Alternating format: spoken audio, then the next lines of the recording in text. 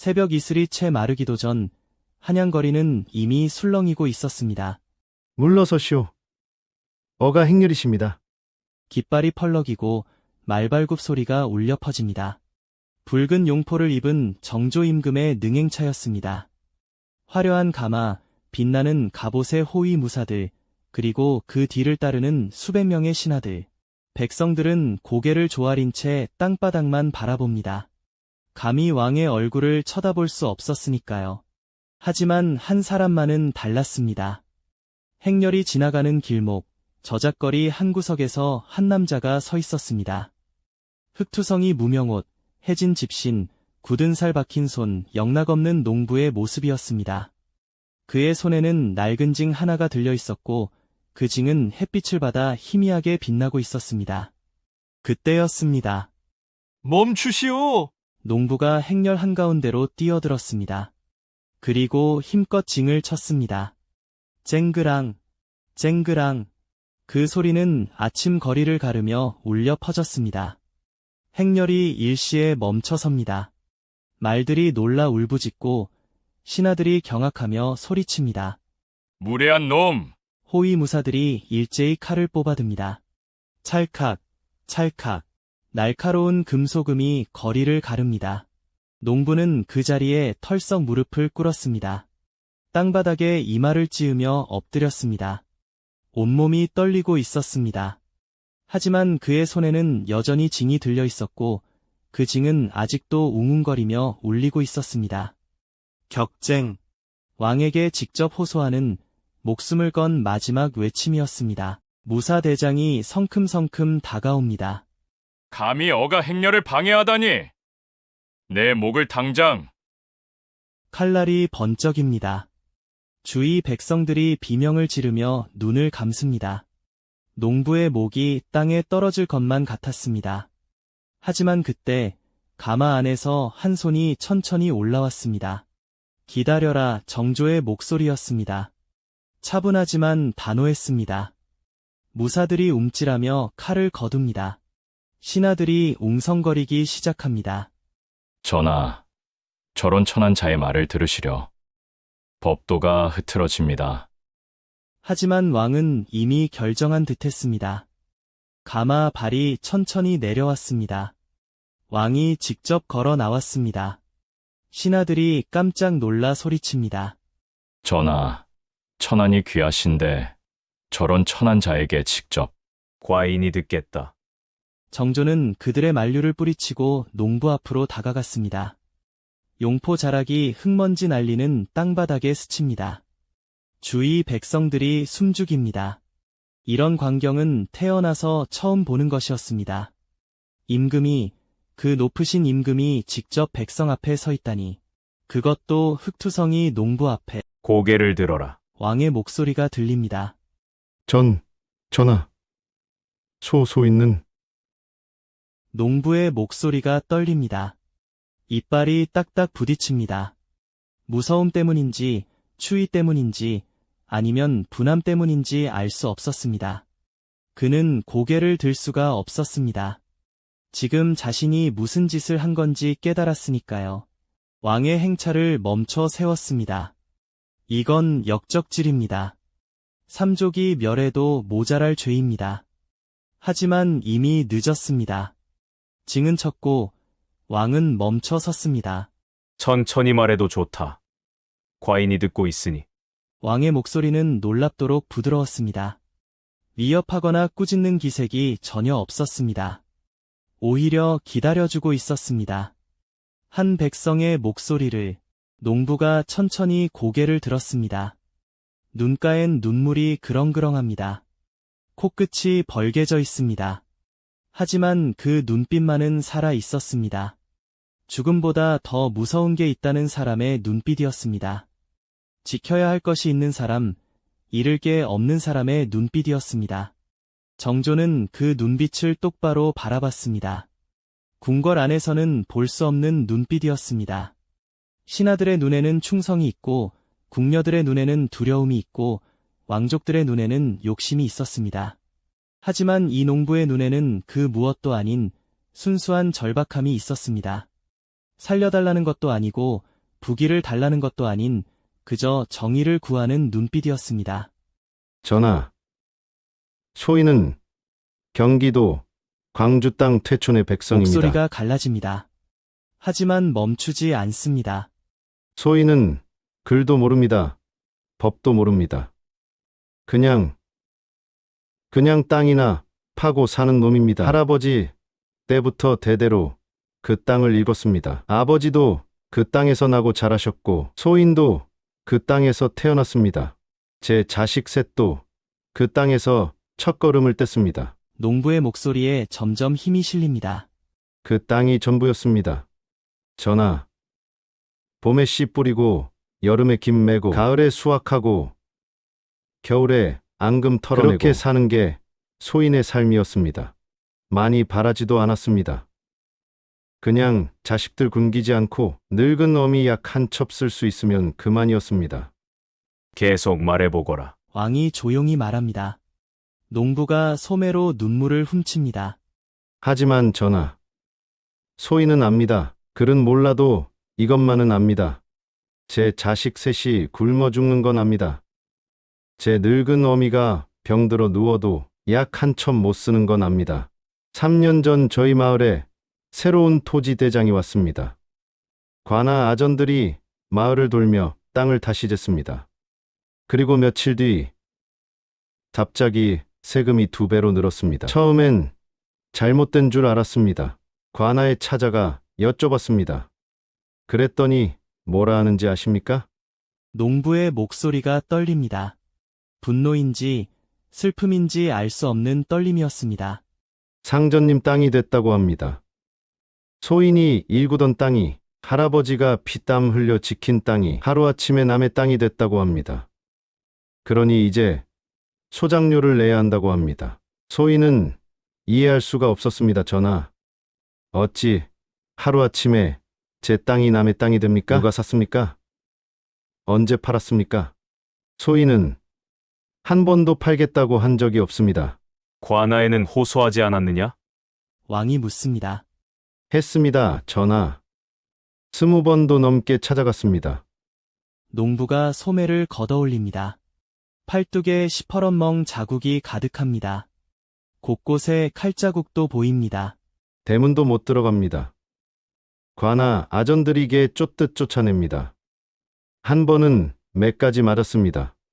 감히 상전님께 대든다고, 감히 토지대장의 이의를 제기한다고, 다시 오면 목을 친다고 협박했습니다. 농부의 목소리가 점점 커집니다. 그래도 소인은 포기할 수 없었습니다. 원님께 상소를 올렸습니다. 손발이 닳도록 절을 하고 무릎이 깨지도록 꿇었습니다. 하지만 원님은 소인을 만나주지도 않았습니다. 나중에 들으니 그 상전님이 원님의 친척이라 합니다. 그래서 관찰사께 하소연했습니다.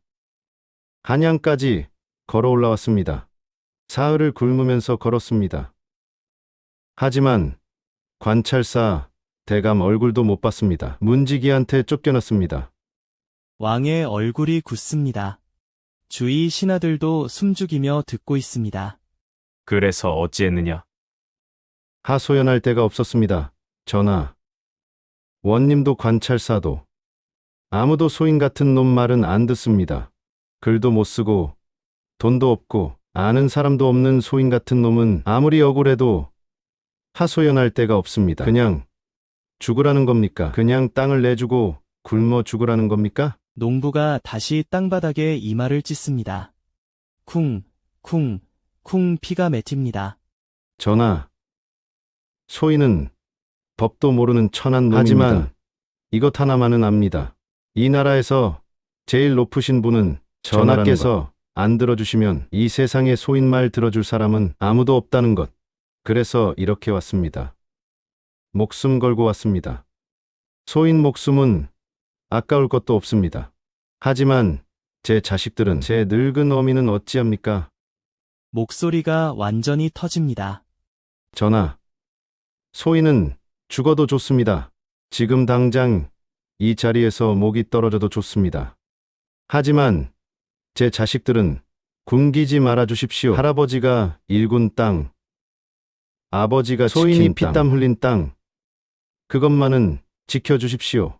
소인이 죽거든 뜻 땅을 제 자식들에게 거리에 돌려주십시오. 정적이 흐릅니다. 백성들의 눈에서 눈물이 흐릅니다. 멀리서 구경하던 장사치도 옆집 아낙네도 모두 눈물을 훔칩니다. 그 억울함이 남의 일 같지 않았으니까요. 정조는 한참을 말이 없었습니다. 그저 바라보고 있었습니다. 온몸이 떨리는 농부를, 흙투성이 손을, 피 맺힌 이마를, 그리고 그 필사적인 눈빛을 왕은 알고 있었습니다. 저 농부가 여기 오기까지 얼마나 많은 용기가 필요했을지. 왕의 행차를 막는다는 것은 죽음을 각오하는 것입니다. 하지만 저 사람에게는 죽음보다 더 무서운 것이 있었습니다. 가족이 굶어 죽는 것, 부당함 앞에서 침묵하는 것, 그것이 더 무서웠던 겁니다. 이름이 무엇이냐? 왕이 조용히 묻습니다. 김덕수라고 합니다. 전하, 김덕수. 나이는? 46입니다. 전하, 자식은 몇이냐? 셋입니다. 전하, 큰 놈이 13, 둘째가 10, 막내가 7입니다. 왕이 고개를 끄덕입니다. 잘 들어라. 김덕수. 정조가 천천히 입을 엽니다. 과인은 이 나라의 임금이다. 하지만 임금이라 해서 모든 것을 아는 것은 아니다. 궁궐 안에서는 백성의 아픔이 들리지 않는다. 신하들은 좋은 소식만 전한다. 관리들은 모든 것이 잘 돌아간다고 보고한다. 하지만 과인은 안다. 그것이 전부가 아니라는 것을. 왕이 주위를 둘러봅니다. 고개 숙인 신하들을, 눈을 피하는 무사들을, 그리고 숨죽이며 듣고 있는 백성들을. 그래서 과인은 이렇게 행차를 나선다. 백성을 만나기 위해서다. 백성의 목소리를 듣기 위해서다. 화려한 가마 안에 앉아 있으면 백성의 삶이 보이지 않는다. 그래서 때때로 멈춰서야 한다. 그래야 진짜 백성의 목소리가 들린다. 정조가 농부에게 한 걸음 더 다가갑니다. 너는 목숨을 걸고 과인을 멈춰 세웠다. 법으로 따지면 역적이다. 왕의 행차를 방해했으니 삼족이 멸해도 모자라다. 하지만 과인의 눈에는 내가 역적으로 보이지 않는다. 전하, 내가 보인 것은 용기다.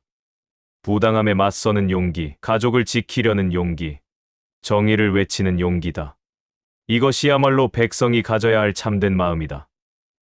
신하들은 과인에게 충성한다고 말하지만 때로는 그 충성이 아첨이 되고 만다. 하지만 너의 외침에는 아첨이 없다. 오직 진실만이 있다.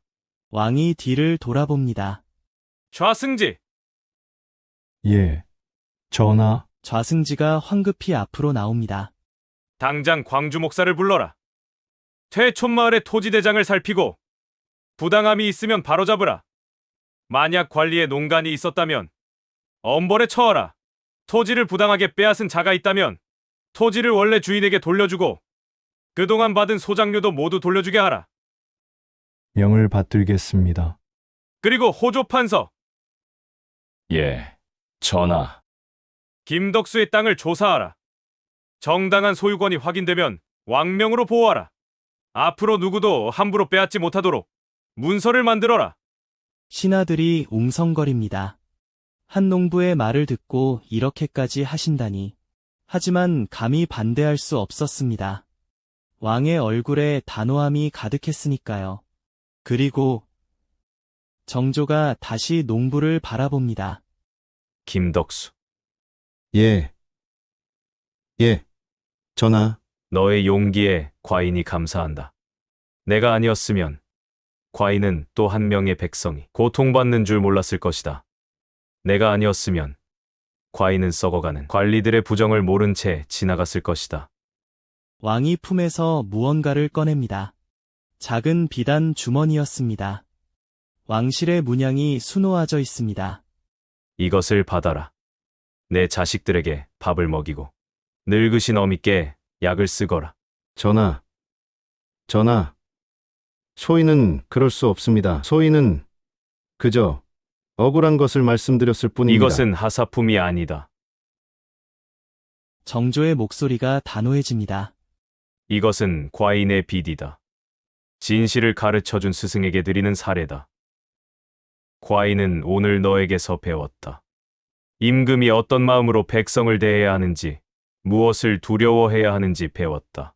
농부가 떨리는 손으로 주머니를 받습니다. 손이 떨려서 제대로 잡지도 못합니다. 눈물이 뚝뚝 떨어져 비단 주머니를 적십니다. 고맙습니다. 전하, 만수무강하옵소서. 천년만년 이 나라를 다스려 주옵소서. 일어나라. 김덕수. 땅에 엎드려 있지 말고 이제 일어나 똑바로 서라. 내가 오늘 한 일은 부끄러운 일이 아니다. 자랑스러운 일이다. 행렬이 다시 움직이기 시작합니다. 하지만 왕은 가마에 오르기 전 한 번 더 뒤를 돌아봅니다. 땅바닥에 엎드려 있는 농부, 그리고 그 주위로 모여든 백성들. 어떤 이는 눈물을 흘리고 어떤 이는 감격에 겨워 하늘을 올려다보고 있습니다. 정조가 신하들을 향해 말합니다. 여러 신하들 잘 보았는가? 예, 전하. 저것이 백성이다. 저것이 이 나라의 주인이다. 과인이 왕이라 하지만 진짜 주인은 저들이다. 왕의 목소리가 거리에 울립니다. 과인은 이 자리에서 다짐한다. 백성이 왕을 두려워하는 나라가 아니라 왕이 백성을 두려워하는 나라를 만들겠다. 백성의 목소리가 궁궐까지 닿는 나라. 백성의 눈물이 임금의 마음을 적시는 나라를 만들겠다. 백성이 억울하면 언제든 징을 칠 수 있는 나라. 그리고 그 징 소리에 임금이 달려가는 나라를 만들겠다. 정조가 하늘을 올려다봅니다. 민유방본, 민유방본. 백성이 곧 나라의 근본이다.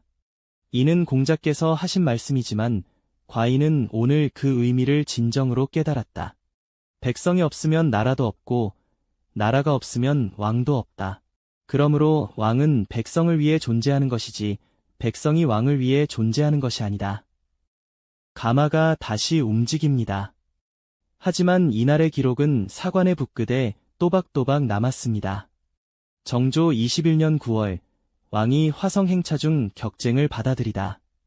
광주 퇴촌의 백성 김덕수가 징을 치며 억울함을 호소하니 왕께서 직접 들으시고 즉시 조사를 명하셨다.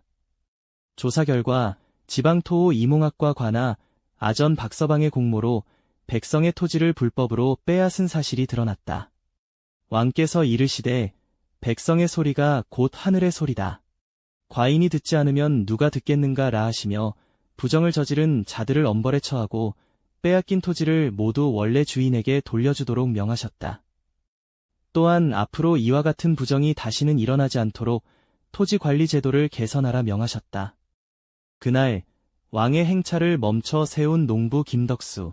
그는 그저 가족을 지키고 싶었을 뿐입니다. 세상을 바꾸려던 게 아니었습니다.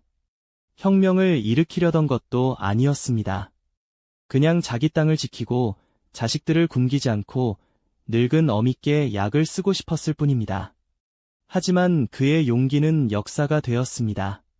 한 사람의 외침이 제도를 바꿨고 한 사람의 눈물이 왕의 마음을 움직였습니다. 그 후 정조는 격쟁 제도를 더욱 강화했습니다. 백성들이 억울한 일을 당하면 언제든 왕에게 직접 호소할 수 있도록 했습니다. 신문고를 다시 설치하고 행차 때마다 백성들의 상소를 직접 받았습니다. 그리고 말했습니다. 과인은 백성의 목소리를 듣기 위해 왕이 되었다고. 그날 거리에 있던 백성들은 평생 그 장면을 잊지 못했습니다. 왕이 농부 앞에 섰던 모습을, 왕이 백성의 눈물을 닦아주던 모습을, 왕이 너의 용기에 감사한다고 말하던 모습을, 그리고 그들은 자식들에게, 손자들에게 그 이야기를 전했습니다. 우리에게도 왕이 있었다. 백성의 소리를 듣는 왕이 있었다고. 그 이야기는 우리에게 묻습니다. 당신은 부당함 앞에서 침묵하시겠습니까? 아니면 떨리는 목소리로라도 외치시겠습니까? 왕의 행차를 멈춰 세운 건 징이 아니었습니다. 진실의 무게였습니다. 정의를 향한 한 사람의 떨리지만 결코 꺾이지 않는 외침이었습니다. 그리고 그 외침에 귀 기울인 왕의 마음이었습니다. 오늘날 우리는 어떤 목소리에 귀 기울이고 있습니까? 우리는 누구의 징소리를 듣고 있습니까?